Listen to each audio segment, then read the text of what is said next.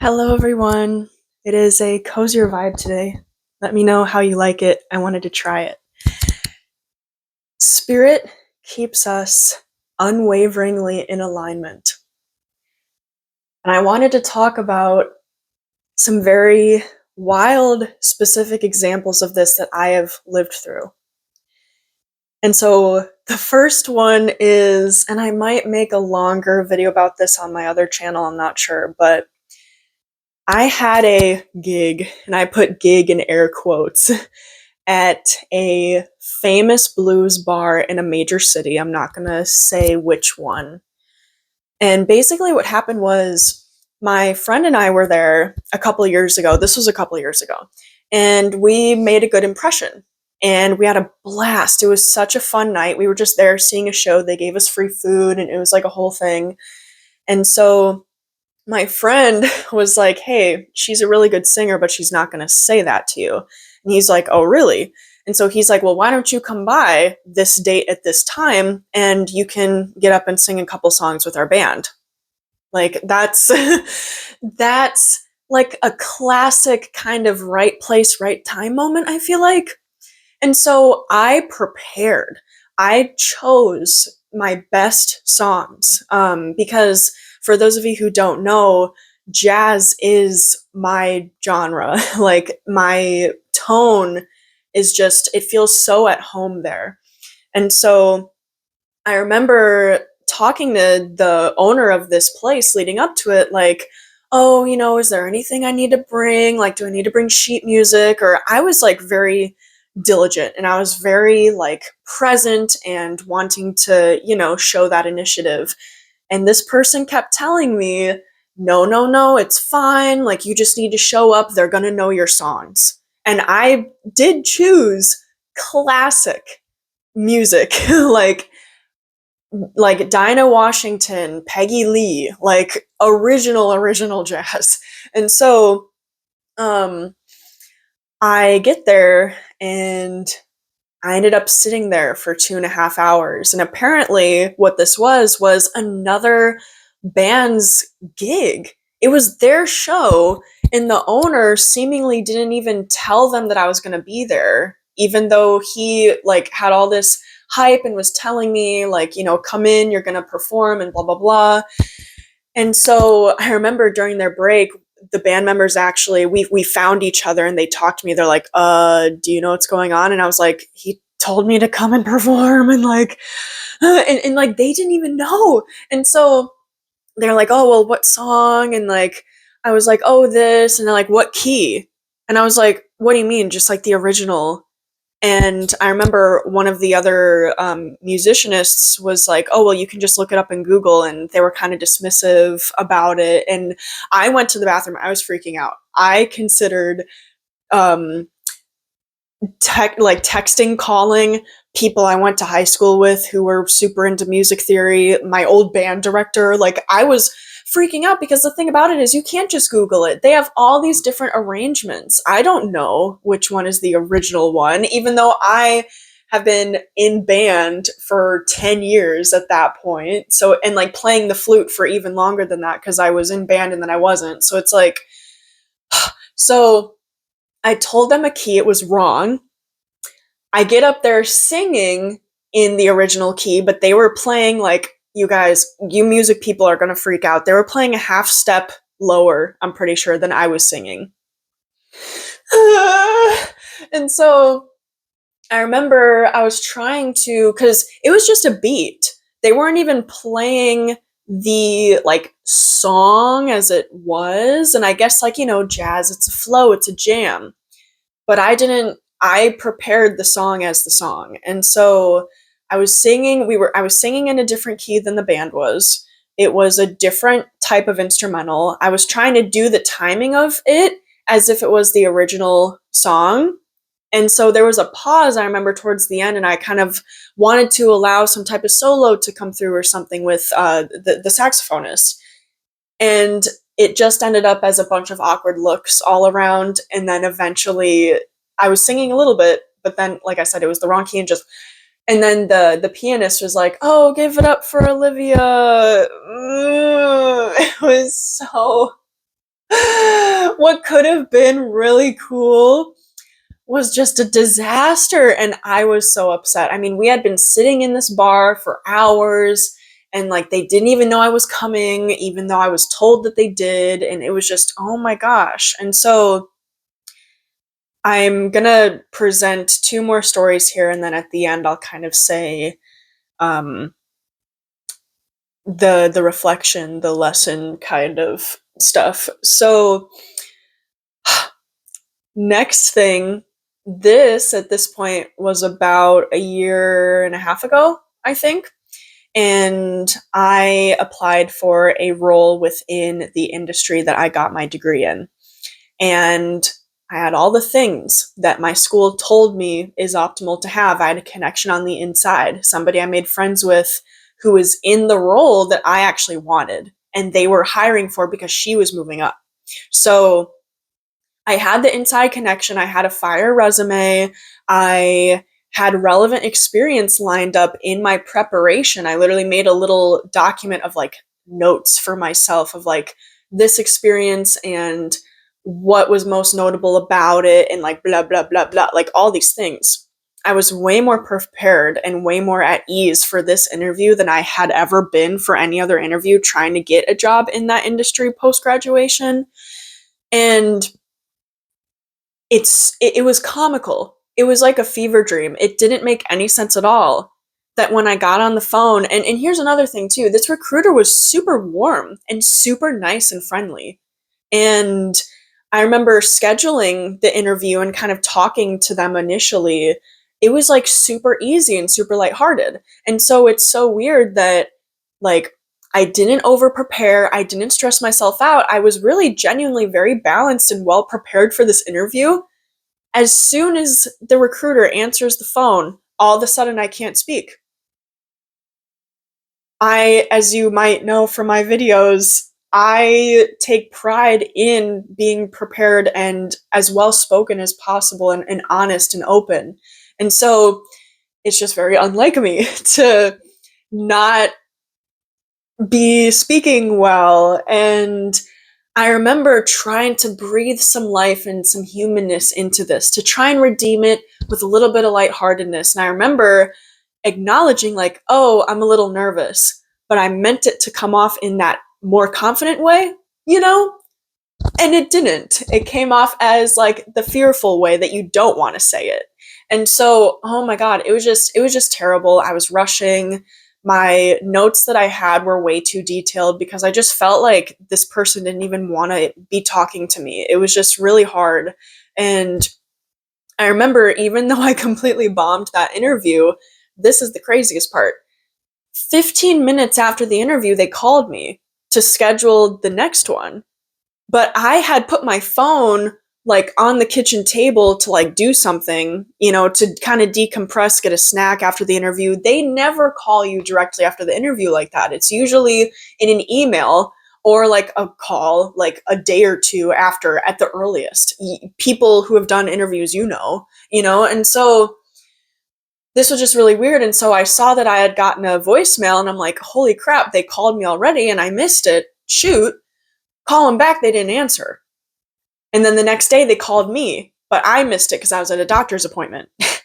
Like, this is crazy. That particular day specifically, I had all day for like free, except that 1 hour I had to go to the doctor's. And I remember intuitively in my head, I was like, I should probably leave my phone on, but I'm like, no, this is my doctor's appointment. I need to be fully present here and I need to get better and like blah, blah, blah. And of course, they called me during it. And then I got back to my car, saw the missed call. They had called me 20 minutes prior. And so I called them back right away to tell them, hey, sorry, I just got out of my doctor's appointment. They didn't answer. Like, so it's like, ugh.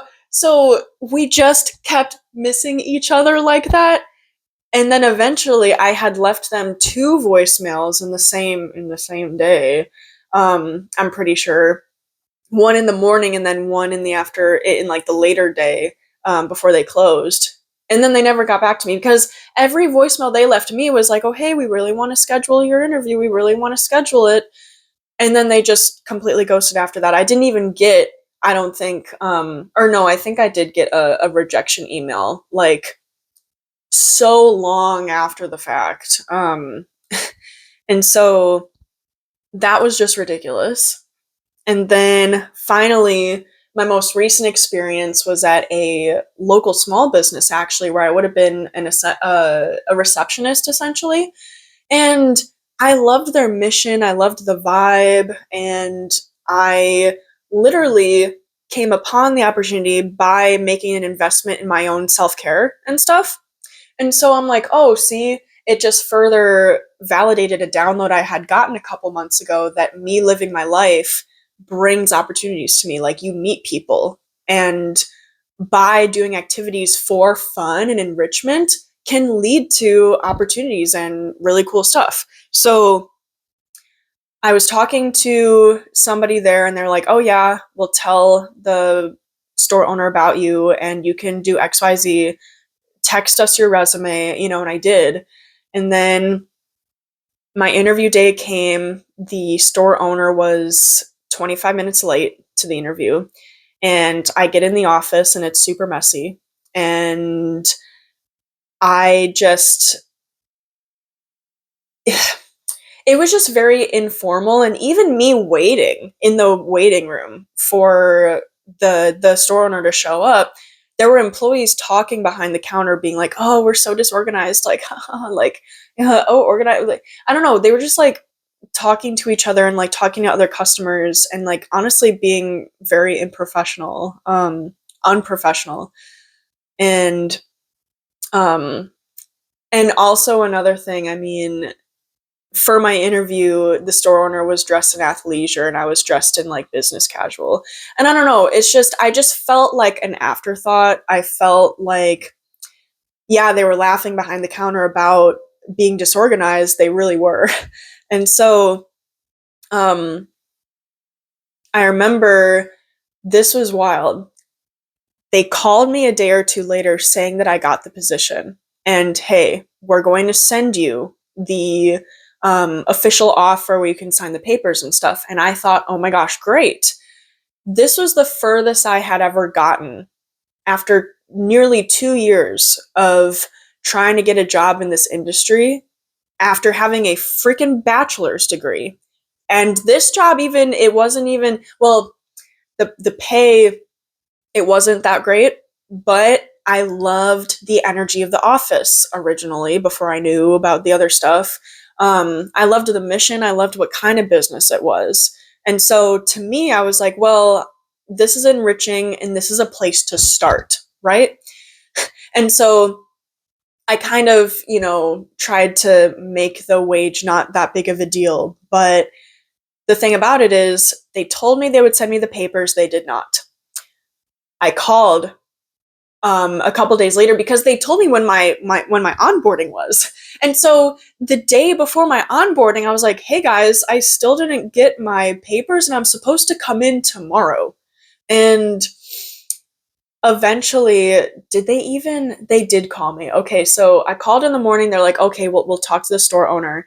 And then a couple hours later, like early afternoon, they said, oh, hey, actually, you're not hired because our financial advisor told us we can't afford to hire anybody else. What? And I remember telling my dad, he's been in business for, oh my gosh, like very high level positions in corporations for 30 plus years. And I told him this process and he's like, what? Like, he's like, that is like so bad. I'm like, I know.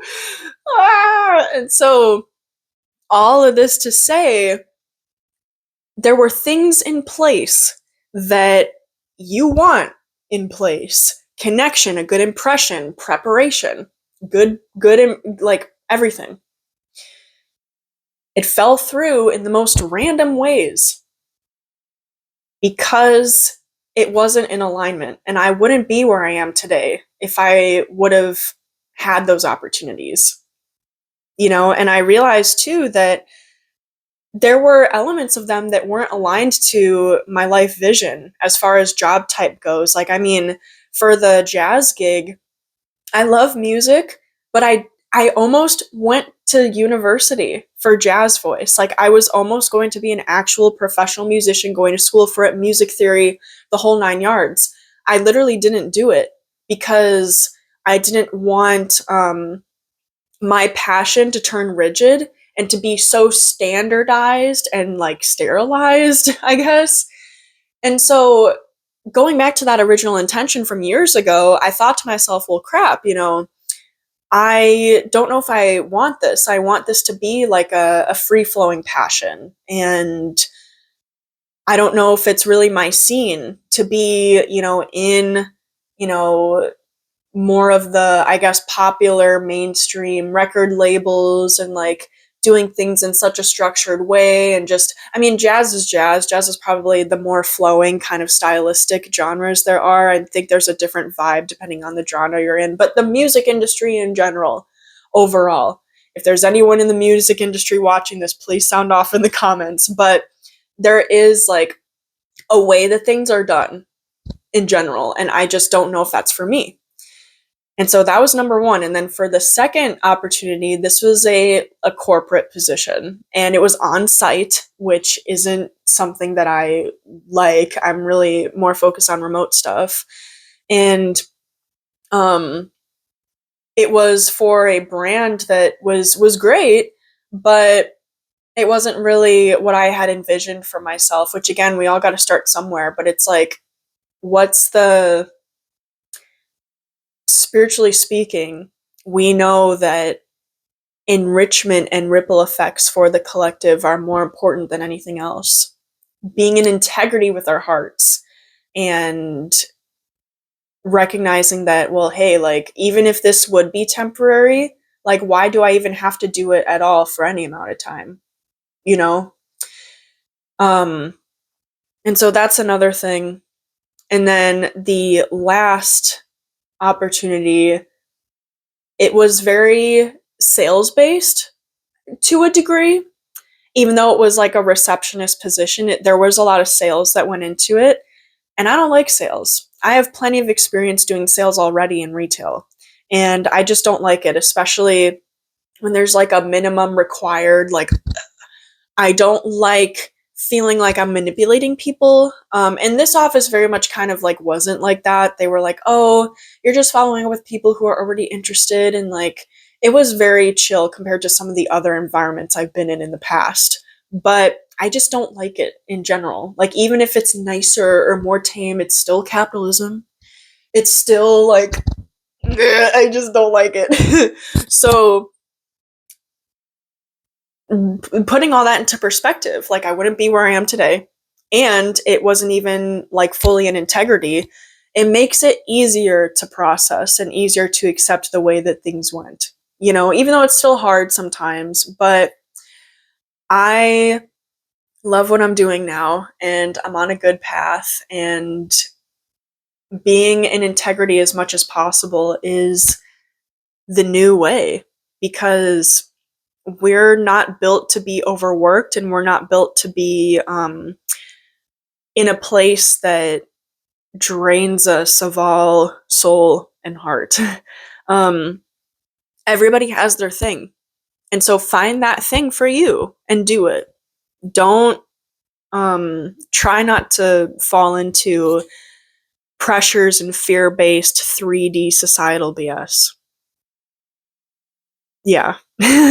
So, okay, I'm pretty sure, yeah, that's good for the video. Thank you guys so much for watching. That's my little story time / reflection video.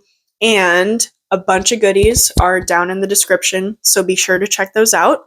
And I'm wishing you a wonderful rest of your day, and I'll see you again soon.